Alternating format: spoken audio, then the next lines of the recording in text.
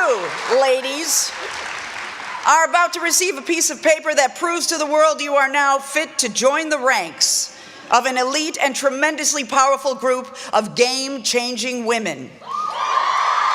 The Smith class of 2012.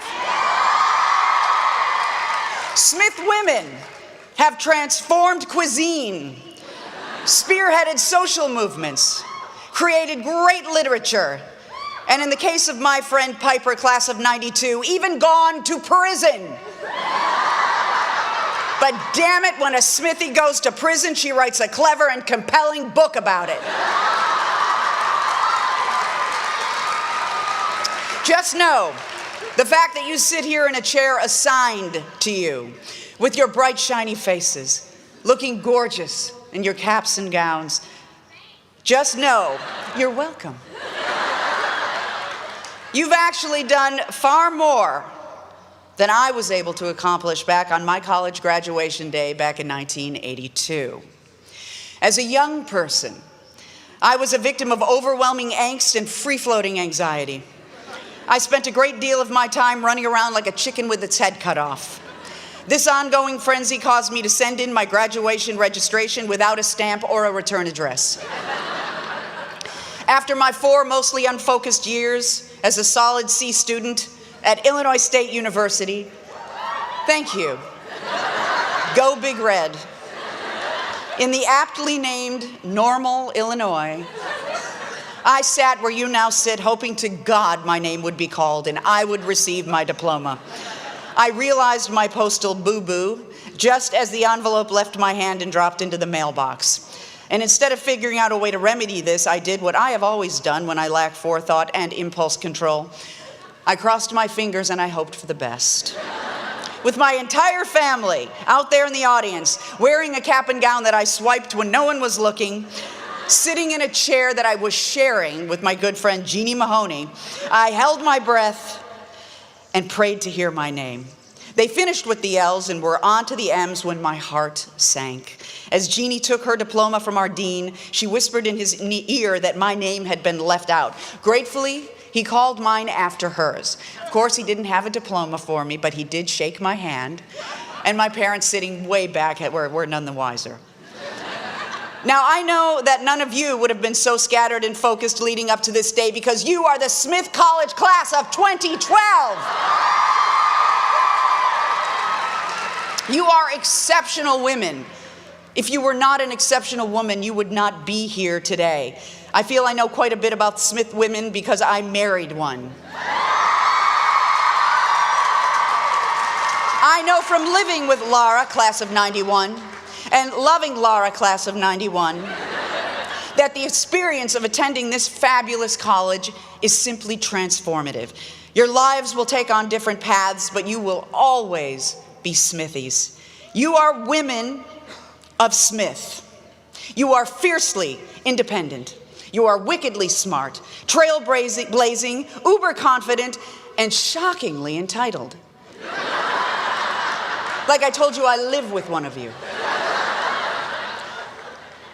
I have no doubt you will continue this legacy and you will change the world, ladies, and we need you to, now more than ever.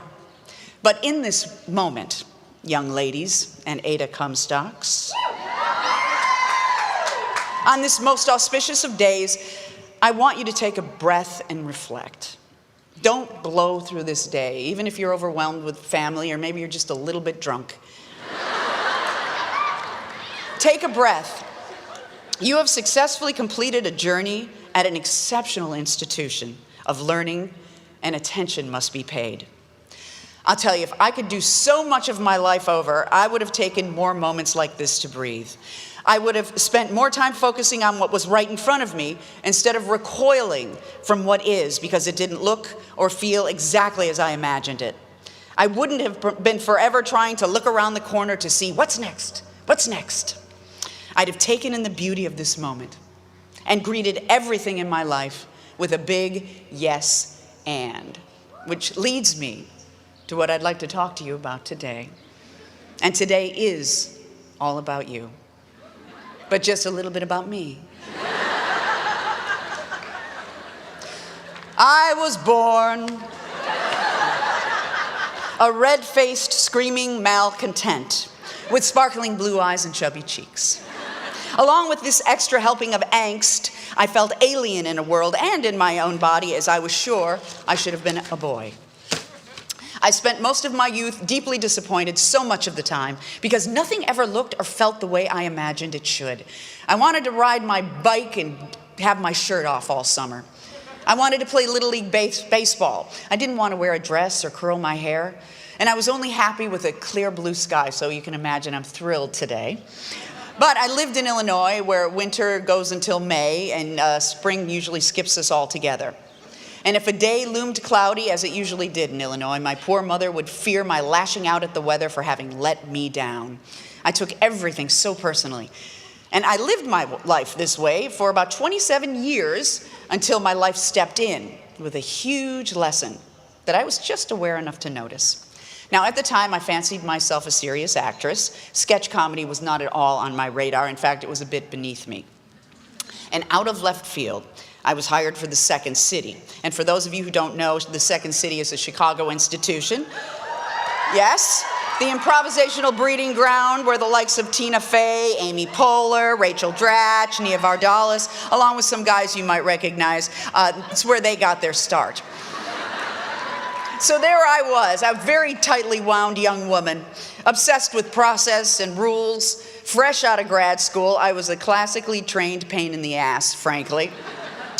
Engaging in improvisation, the creative equivalent of jumping off a cliff.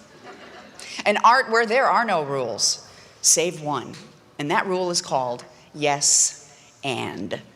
Yes and is a vital and only rule of improvisation. It's simply never deny your fellow actor.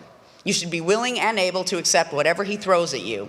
Use that as your jumping point, and then you heighten or explore it, as we like to call it. For instance, if I say to you, stick 'em up, and you say, well, that's not a gun, that's your finger, then we have nowhere to go. Or if I say, what a beautiful day it is today, and you say, no, it's not, we're in the middle of winter and it's snowing, we have nowhere to go from there. What if I were to say to you, come, my darling, let's go to bed? And you say, you're not my wife, and put your pants back on. Now where do we go? What do I do with that? The scene is dead in the water, and I'm literally caught with my pants down. Well, in order for our scene to go forward, we affirm what the other is saying, which is the yes part of our equation, and of course then we take it and we build it. That's the and part of the equation. In other words, in order for our lives to go forward, in order to engage fully in life, we need to be willing and able to accept what is right in front of us. Whatever it is, the good, the bad, the thrilling, the heartbreaking, every emotion, occurrence, event, person, place, or thing, and you will experience them all. That's the yes that I'm talking about. And the acceptance and the embrace of it with all your heart, doing something with it, that is the and. You accept influence, and then you exert influence. You can't make a cloudy day a sunny day, but you can embrace it and decide it's going to be a good day after all. I learned through contrast. I had one of my first significant experiences of no but when I was a freshman in high school. I auditioned for and was cast as the king in a one-act version of the Princess and the Pea story called The Ugly Duckling. This also began a lifelong pattern of mine being cast in roles originally intended for men. I'd known I wanted to be an actress right out of the chute, so I was beside myself with excitement. At the audition, I got huge laughs. At the first rehearsal, I didn't get the laughs. I didn't get the love, and I quit. Devastated and so confused, I had no idea what I had just done. My 14-year-old self had no idea how to process it. I had walked up to that which I had ached to do for as long as I could remember. And I don't think I go too far when I say I came face to face with my destiny, and I walked away from it. And you know why? Because it didn't feel like I imagined it should have felt. I didn't get the response, i.e. the big laugh, i.e. the big love, like I expected. There was now a real possibility of failure, and I quit. I was at this time unaware of the concept of yes and, feeling the fear and doing it anyway. Now, as you travel through life in these many years ahead, I guarantee you that you will come upon countless times in which the last thing you're going to want to say is yes and. You will experience loss, heartache, the death of a loved one, You'll probably have to say goodbye to a lover. You'll experience rejection, maybe even have to deal with a bad diagnosis. You'll age. And the trick isn't to avoid these times or pretend they're not happening, because you can't. What you'll need to do is step up to them courageously and embrace them. Allow these experiences to permeate your being, and you weave them into the fabric of your life. They will not only strengthen you, but soften you, and you will open your heart to compassion. You will not be powerless in this either. If you embrace what's happening instead of denying it, you can make it your own. If life gives you lemons, grab it by the horns and drive. And yes, I just mixed 3 metaphors. Remember, I was a C student. As a younger person full of that anxiety and fear, in desperate pursuit of the keys to the kingdom, let me tell you what I did right. After I walked away from the ugly duckling my freshman year in high school, I would never let that fear take me over again, at least in the acting department. Not that I would never feel fear again, I just plowed through it. I grabbed at almost every opportunity. Maybe some I should have left at the wayside. Now, this is not to suggest that you should say yes and to every opportunity presented to you. And now I know what you're thinking, Jane, what about doing porno? To which I say, I am as surprised as you. I was never offered the opportunity. But would I have said yes to that? What if life gives us an opportunity to rob a bank, or a way to cheat on our taxes, or say it offers us several hours in a row of Life with the Kardashians, hours that we can never get back? To this I say, you can always trust that when you're coming from your highest self and from your heart, you'll know when to say yes and, or when to engage in the awesome power of no way. Now, this yes and way of life may not be the most natural thing for you. Smith College class of 2012, you are highly edumacated. You are so schooled in critical thinking, it almost hurts to look at you. The point of your education is to get you to poke holes in theories, to question, to be loath to accept anything at face value. Yes and may not roll trippingly off your tongue and into your life. Your job is to honestly discern for yourself if you're saying no to an opportunity out of fear, or you're simply exercising good judgment. Now, for me, the hardest thing to get past was my need to plan. And you might understand this. I thought I had to have a plan or a strategy to get where I wanted to go. From my earliest moments, I knew I wanted to be a performer, an actress. I had a driving, anxiety-filled ambition. And growing up in this concrete jungle of a suburb just south of Chicago, I had no idea how to get there. Just show me the roadmap, I would beg, or just please, somebody drop down from the heavens, take my hand and show me the way. I was ripe for a cult. So I took to rules and regulations and parameters and in an effort to feel safe. While I waited for that clear plan of action, I would at least have the illusion of certainty in what has always felt to me to be an unsafe, unpredictable, and ever-changing world. Well, it turns out that I just had to be willing to take chances, look at what's right in front of me, and greet everything with a big yes and of course then putting my heart into everything I do. My counsel to you, women of Smith College, let life surprise you. Don't have a plan. Plans are for wusses. You know, if my life went according to my plan, I would never have the life I have today. Now, you're obviously very good planners or you wouldn't be here, so stop it. Stop it now. Don't deprive yourself of the exciting journey your life can be when you relinquish the need to have goals and a blueprint. You don't have goals. I guess I'm assuming all of you are as terrified as I was of life. So you know that when you feel sick to your stomach, it's a good thing.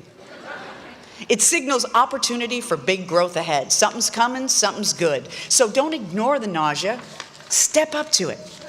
Now, at one point in my life, I had had a lean financial year. I was in a bunch of sketch comedy shows, and performing It's a Hard Knock Life from Annie in my pantyhose had lost its charm. I was stuck creatively and professionally, and I was in my late 30s, terrified that the parade had passed me by. The thought of writing a show by myself and for myself, began to bubble up to the surface of my consciousness, and it made me very sick to my stomach. So with a big yes and a chutzpah I didn't even know I had, I created something where there had once been nothing. And this was for the very first time in my life. On my own nickel, I rented a theater for 8 consecutive Wednesdays.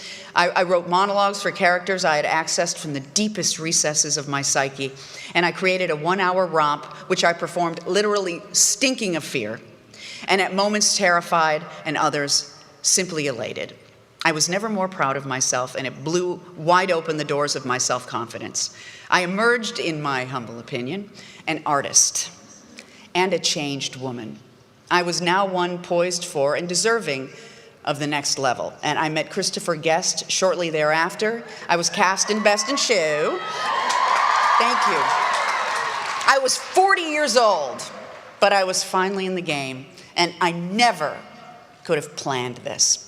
Other momentous occasions where my dreams were about to come true, and I wanted nothing more than to flee the scene: being offered the opportunity to host the Emmys, being asked to host Saturday Night Live, being asked to give the commencement speech at Smith College. When my inside screamed, no, I somehow got my mouth to say yes and. Now, as you know, life is not all about work, and the scariest places to say yes and are also the most rewarding: relationship. Whoever you choose, ladies, your husband, your wife, your partner, will make you see more about yourself than any navel-gazing in solitude could ever reveal. And if the process isn't completely horrifying and frustrating, then you're just not doing it right. This will be your most vulnerable place. I put it off until I was almost 50. Your partner will inevitably see your soft underbelly. Shocking behavior you only read about will start to become your own. Your demon will rise up righteously to destroy your relationship in the guise of saving yourself from really seeing yourself. And your partner will say to you, with all the tenderness that situation allows, "What the fuck?"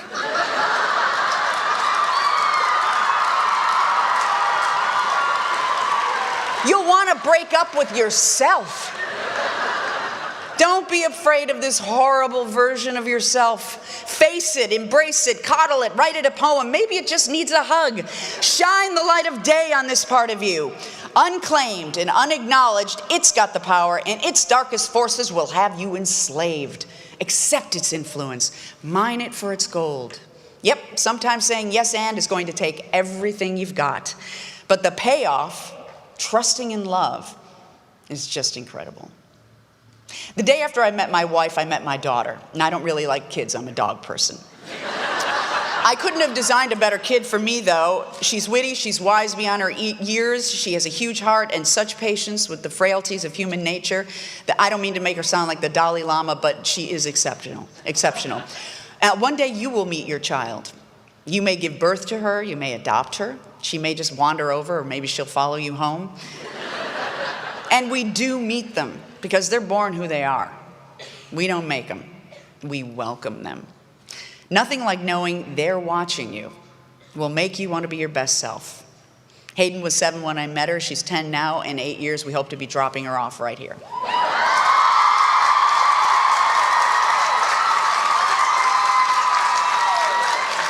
Children also remind us that life is constantly changing and moving ever forward. It is true, it doth not stop. I really came to know this as when I turned 40 years old. I am a late bloomer, folks. The big 4-0 was much anticipated for me. I resolved to have a party for myself and actually mark it, celebrate it, say yes and to it. So then I turned 40 years old one day. And you know what happened? I turned 41. And then you know what happened? I turned 42. And it just kept going on like that. The number just kept going up. And I was like, wait, somebody pressed the pause button. I just got used to being 40. And the time goes faster as you get older. And the world keeps changing. So my advice to you, live in the moment. Stay fluid. Roll with those changes. Life is just one big, extended improvisation. Embrace the ever-changing and ever-evolving world with the best rule I've ever found: yes and. Accept the world for what it is, and at the same time, make it your own. And I especially want you to make it your own. You are a particular variety of person, Ms. Smithy. You have spent the last 4 years in an environment that has encouraged you not just to be yourself, but to be your best self, your strongest self. You will have many opportunities to embrace what the world has for you, and I can't wait to see the ways in which you say "and." Remember that Smith Women entitlement that I spoke of earlier? I'm counting on yours to ferociously guard the women's health care rights our sisters won for us years ago. Right? And I know you women of Smith will greet that fight with a big yes and anyone who tries to take them away from you with a big no way. In conclusion, I know you'll never forget your experience here because you are a part of an incredible legacy. I'll be at a party with my wife, and she'll be meeting one person after another, and if by chance she happens upon a fellow Smithy, both their eyes light up. They already share a profound connection. They both had a unique and extraordinary experience, and today I become a Smithy. That same piece of paper that my wife and all of you toiled for years to get, I get for a handshake. And I am so proud to be one of you. Enjoy this day, and thank you so much.